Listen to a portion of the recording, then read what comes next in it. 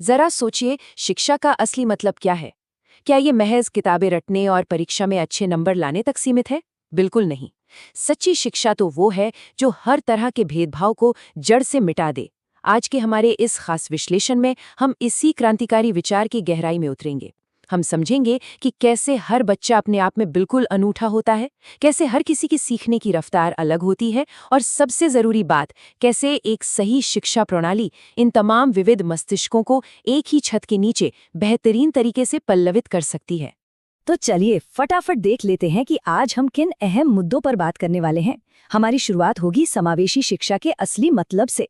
फिर हम समझेंगे विशेष और वंचित आवश्यकताओं को, लर्निंग डिसेबिलिटीज की गुत्थी सुलझाएंगे, प्रतिभाशाली बच्चों की बात करेंगे और आखिर में देखेंगे कि एक असल समावेशी क्लासरूम काम कैसे करता है। तो चलिए शुरुआत करते हैं अपने पहले सवाल से। आखिर ये समावेशी शिक्षा या इंक्लूसिव एजुकेशन है क्या? इसे एक विशाल छतरी की तरह समझकर देखते हैं। आसान शब्दों में कहें तो समावेशी शिक्षा एक ऐसा सिस्टम है जो इस बात की पक्की गारंटी देता है कि हर बच्चे को एक ही क्लासरूम में बिल्कुल समान अवसर मिले। अब वो बच्चा चाहे न्यूरोटिपिकल हो, दिव्यांग हो, बहुत ज्यादा टैलेंटेड हो या फिर किसी बेहद पिछड़े बैकग्राउंड से आता हो, ये सभी के सभी इसी एक विशाल छतरी के नीचे आते हैं। इसका मूल मंत्र बस इतना है कि मुख्य धारा के स्कूलों में ही हर बच्चे को उसकी जरूरत के हिसाब से सपोर्ट मिले, ताकि कोई भी, जी हाँ, कोई भी बच्चा पीछे न छूटे। अब देखिए, इसमें सबसे दिलचस्प बात यह है कि ये सिर्फ कागजों पर लिखी कोई थ्योरी नहीं है। इसके लक्ष्य बहुत साफ है। ये पूरी तरह से चाइल्ड सेंट्रिक यानी बाल केंद्रित है, और इसका सिलेबस भी काफी लचीला होता है। इसका सबसे बड़ा मकसद है अलगाव और भेदभाव को पूरी तरह खत्म करना। जरा सोचिए, जब अलग अलग क्षमताओं वाले बच्चे एक साथ बैठकर पढ़ेंगे तो उनका आत्मविश्वास कितना बढ़ेगा। और सच कहूं तो ये हमारे पूरे समाज के लिए फायदेमंद है, क्योंकि ये बचपन से ही बच्चों के अंदर लोकतांत्रिक मूल्यों, टीम वर्क और एक दूसरे के प्रति हमदर्दी के बीज बो देता है। अब बढ़ते हैं हमारे दूसरे हिस्से की तरफ, विशेष और वंचित आवश्यकताएं। आइए इस विशाल छतरी के नीचे मौजूद अलग अलग जरूरतों के इस स्पेक्ट्रम को थोड़ा और करीब से समझते हैं। जब हम विशेष जरूरत शब्द सुनते हैं तो अक्सर हमारे दिमाग में शारीरिक या बौद्धिक चुनौतियां आती हैं, है ना? लेकिन विविधता का मतलब सिर्फ इतना ही नहीं है। इसके दायरे में वो बच्चे भी आते हैं जो गरीबी, ग्रामीण जीवन या बाल श्रम जैसी सामाजिक आर्थिक चुनौतियों का सामना कर रहे हैं।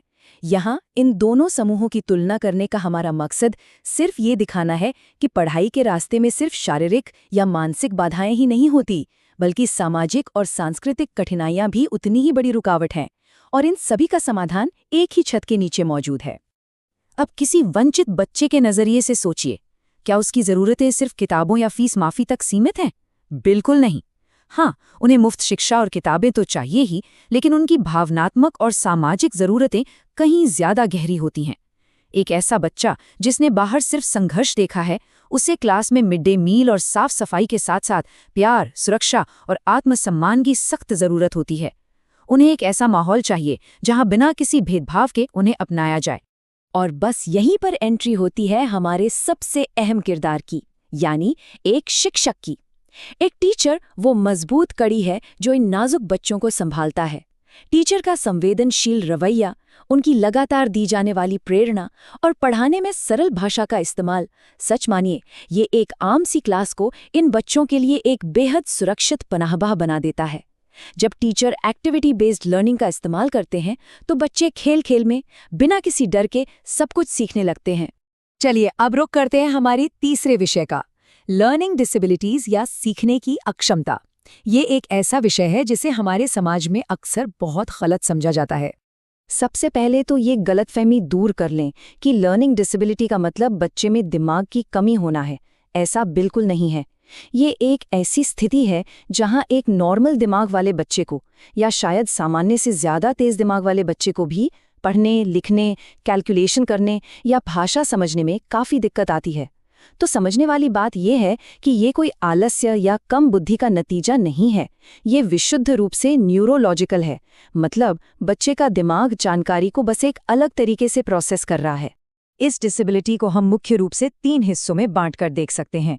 पहला है डिसलेक्सिया, जिसमें बच्चे को कुछ भी पढ़ने में परेशानी होती है। दूसरा है डिसग्राफिया, जहां असली चुनौती लिखने में आती है। और तीसरा है डिसकैल्कुलिया, जहां बच्चे को गणित की गणनाएं और नंबर समझने में संघर्ष करना पड़ता है। एक सही इंक्लूसिव क्लासरूम बनाने के लिए इन तीनों के बीच का फर्क समझना बेहद जरूरी है। अब सवाल ये है कि क्लासरूम में ये सब दिखता कैसा है। आप नोटिस करेंगे कि बच्चा पढ़ते वक्त शब्दों को उल्टा कर देता है, वो स्पेलिंग की गलतियां बार बार करता है और इंस्ट्रक्शन समझने में उसे वक्त लगता है, जिससे उसके सीखने की स्पीड थोड़ी धीमी हो जाती है। जैसा कि हमने अभी बताया, इसकी असल वजह न्यूरोलॉजिकल और जेनेटिक होती है। दिमाग की बनावट में ये जरा सी भिन्नता बच्चे के लिए उन रोजमर्रा के कामों को मुश्किल बना देती है जो बाकी बच्चों के लिए चुटकियों का खेल होते हैं। ऐसे छात्रों को सशक्त बनाने के लिए फिर से सब कुछ टीचर पर आ टिकता है। इन बच्चों को पढ़ाने के लिए चीज़ों को छोटे छोटे आसान स्टेप्स में तोड़ना पड़ता है। मल्टी सेंसरी और विजुअल टूल्स, यानी जो चीज़ें देखी और महसूस की जा सकें, उनका इस्तेमाल यहाँ जादू की तरह काम करता है। लेकिन इन सब के ऊपर जो चीज़ सबसे ज़्यादा चाहिए वो है असीम धैर्य। जब एक टीचर बच्चे की छोटी से छोटी कामयाबी पर भी तालियां बजाता है तो सोचिए उस बच्चे के सिर से कितना बड़ा बोझ कम हो जाता है। आगे बढ़ते हैं हमारे चौथे पॉइंट पर, प्रतिभाशाली बच्चों की शिक्षा। चलिए अब अपनी चर्चा का रुख स्पेक्ट्रम के बिल्कुल दूसरे छोर की तरफ मोड़ते हैं। हम अक्सर ये मान बैठते हैं कि विशेष मदद की जरूरत सिर्फ उन बच्चों को है जो पढ़ाई में थोड़ा पीछे हैं, पर क्या आपको पता है, जो बच्चे पढ़ाई में एक्स्ट्रा ऑर्डिनरी हैं उन्हें भी विशेष मदद चाहिए। इन गिफ्टेड बच्चों का दिमाग, इनकी क्रिएटिविटी और लीडरशिप क्वालिटीज अपने उम्र के बाकी बच्चों से कहीं आगे होती हैं। ये गजब के जिज्ञासु होते हैं और बहुत तेजी से सीखते हैं। ऐसे बेहतरीन मस्तिष्कों को एक बिल्कुल ही अलग तरह के सपोर्ट की जरूरत होती है, और यही तो दिखाता है कि हमारी ये समावेशी शिक्षा की छतरी कितनी विशाल है। सच कहूं तो ऐसे टैलेंटेड बच्चों को एक साधारण क्लास में बांधे रखना कोई बच्चों का खेल नहीं है। अगर आप उन्हें नॉर्मल स्पीड से पढ़ाएंगे तो वो बहुत जल्दी बोर हो जाएंगे। उन्हें चाहिए चैलेंज। उन्हें advance study material, enrichment programs और रिसर्च बेस्ड प्रोजेक्ट्स की ज़रूरत होती है। उन्हें ऐसे मौके चाहिए जहां वे आज़ादी से कुछ नया खोज सकें और उनका तेज दिमाग लगातार व्यस्त रहे। और इस काम के लिए टीचर को क्या बनना पड़ता है? एक टैलेंट स्काउट और एक इनोवेशन कोच। यहाँ टीचर की सबसे पहली जिम्मेदारी ये पहचानना है कि बच्चे में क्या खास टैलेंट है। एक बार वो टैलेंट पहचान में आ जाए तो फिर उन्हें सही और एडवांस गाइडेंस देना, उनकी क्रिएटिविटी को पंख देना और उनके हर नए आइडिया को खुलकर सपोर्ट करना। बस यही एक टीचर का असल लक्ष्य बन जाता है। तो चलिए अब आते हैं अपने आखिरी और सबसे अहम हिस्से पर, एक असल समावेशी कक्षा। देखते हैं कि ये सारी बातें जब एक जगह मिलती हैं तो नज़ारा कैसा होता है। एक इंक्लूसिव क्लासरूम जमीन पर काम कैसे करता है? कल्पना कीजिए एक ऐसे कमरे की जहां हर किसी की पूरी भागीदारी है और हर बच्चे के अनोखेपन का दिल से सम्मान होता है। बच्चे एक दूसरे के साथ मिलकर सीख रहे हैं और पढ़ाने का पूरा तरीका बच्चों के इर्द गिर्द बुना गया है। यहाँ टीचर ज़रूरत पड़ने पर असिस्टिव टेक्नोलॉजी का भी इस्तेमाल करते हैं।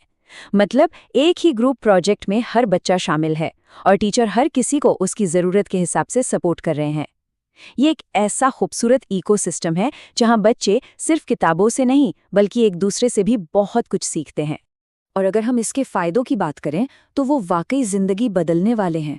जो बच्चे ऐसे माहौल में पले बड़े होते हैं उनका समाज के साथ तालमेल बहुत मजबूत होता है।